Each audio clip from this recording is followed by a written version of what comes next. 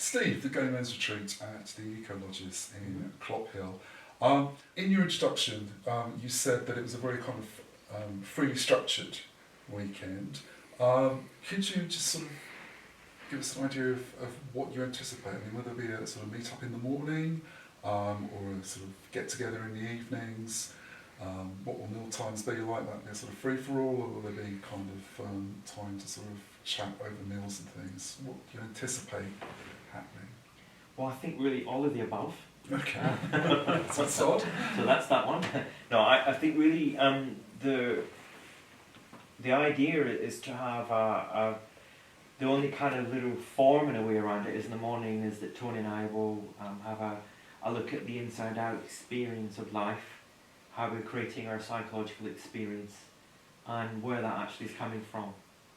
So that'll be fun in the morning when we do that. Is what I said is in those two, for an hour or two, maybe 3 in the morning, is for the Saturday and the Sunday that they join in. The rest of the time is really kind of up to them. It is a beautiful place. There's lots of the village of great walks coming from it. If you're a keen walker, you can walk as far as the eye can see and more. So if someone was less than mobile, you have disabled facilities? Absolutely, there is an eco lodge which is specifically built for. And if they wanted to get out into the countryside, we could arrange for them to go out, however mobile they are. Absolutely, I'm sure we can. And you've outlined the accommodation previously, so if people felt that, well, I need my own space, then they're in pretty private accommodation, virtually, isn't it? I mean, it's slight share, but it's not a huge dormitory situation where you've got your own space if you need just to get away and then rejoin. Absolutely. Yeah. Absolutely. That's cool. That's brilliant. And as far as the sort of helping out with the meals are concerned, if someone feels that that's not for them, then there's no, again, pressure on them to say, oh, you've got to wash up, you've got to do this. Yeah. It's very much what people want to absolutely contribute to a weekend. Yeah, I think when you bring a group of people together, you get those who are naturally the helpers and those who kind of help in other ways. Mm. Sounds really good. And as far as the purpose, there is, from my understanding, there is a way of looking at life that you're going to talk about that you've come across, but it's not a therapy weekend as such. Right.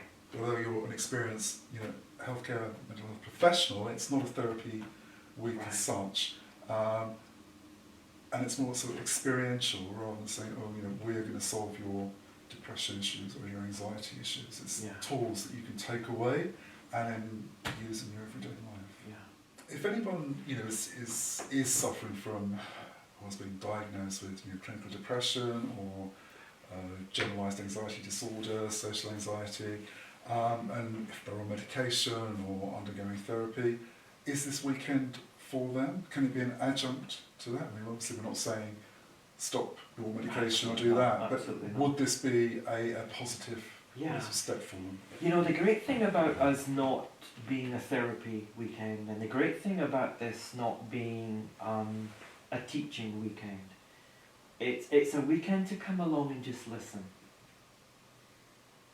So regardless of whether you're on medication or what diagnosis you be, please come along and just see, just have a listen.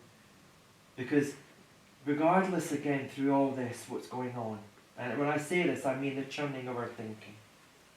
Regardless of all that, they still have that well-being inside. And we focus on the mental illness rather than the mental wellness. So the weekend, that's what we'll be looking at. And our work that we do, we look at the wellness it's already within. It's always been within.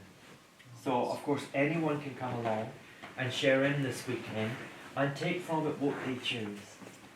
We're not there to convince, and we're not there to say this is the way and the only way. Just come along and listen and just see. And see how it feels. Yeah. If it feels right for them. But it sounds as though it could be something that you can kind of, possibly think, oh well, that was very nice, and we had a walk in the country. And it wouldn't be until, X time afterwards that you'd realise that you'd actually taken some tools and you've been putting them into use and you feel the benefit of it. So it's more of a longer term Yeah, well, one of the things that I found is that, I've gone along to listen to some of our friends and colleagues who've been working with the three principles understanding for 30, 40 years. And sometimes it's like, well, okay, that was really nice. And it's been days later, it's like, boom, something's just made sense. And how I've seen it is that when wisdom works, when you percolate coffee and you put the granules. Yeah, yeah. So we're a little bit, it's not our job for the weekend to say, you've got to make sense. It's our own understanding for ourselves. So we'll talk about how the human experience is really created. And when you hear that, it's not in the words that we're telling you, but it's how you're hearing it and where you're hearing it from. And that determines the experience. So what I have seen, for sure, when that ocean comes in and goes out again, it's sustainable change. It's just not like, well, that's great, I've understood that now. It's like all boats ride with the same tide. So for me, what I noticed was that if I was maybe looking at, so I had this experience and I was fearful, I was nervous, and I was really anxious at times, and I would really go into cold sweats because I just couldn't do it. It's not that I have to understand why these things all happened, and so when was the last time I felt that way? All boat rides with the same tides. So once you understand from inside, and of course we say inside because it's a way of allowing us to know about our internal wisdom. And it's the wisdom that allows the psychological experience to come alive. So we're going behind who we've made ourselves up to be. We weren't born with an ego. Our ego is something that we've personally identified ourselves. We've created ourselves. So it's almost just being able to separate your true self from your experience, which you said, but also to stop what I term the vortex, where you kind of, you get a thought and you just follow it, like rabbit down a hole, and you suddenly realise that you're in the depths of despair or depression, and it's potentially a tool for actually stopping you getting to that point of despair. You'll still have those moments when you get the thoughts coming in, but you'll be able to actually sort of stop it, sit back, and almost analyse what's going on and where the reality truly is. Well, once upon a time I'd be like 100% with you there, using words like tools and analysing and so on. How I see it now though is like, we can't stop thought. We can't stop thinking. So we can let ourselves off the hook straight away. It's not like we're saying you have to stop thinking this or you have to stop doing that. We cannot. In fact, we need the energy, the chemical energy of that electric going through our brain. So it's a given that we will think. So we're not saying don't pay attention to that. And that's where it's different, that we would tell you a tool. A tool to me is something you have to use in order. So that might just be how I'm hearing you, and I'm not saying that's how you're saying it, but it might be that's how I'm hearing you. But what I'm seeing is there's a natural ability that I forgot that I have. And it's the same as you and everyone who will be joining us. But there is a natural ability inside of me that regardless of what I've made up or what kind of thinking that I do, holds no agenda. It has nowhere to get to.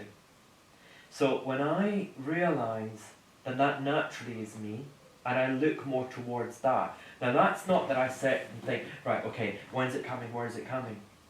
I had an experience last night where I was aware of having a little bit of thinking. And the reason how I knew that is because I had an uncomfortable feeling. Now, all I knew was that this too shall pass. It will pass. It's the nature of thought. Have you ever noticed that we do not stay down 365 days of the year? So we're aware that something right sounds, and it's just looking more or being open more to that natural, insightful change within.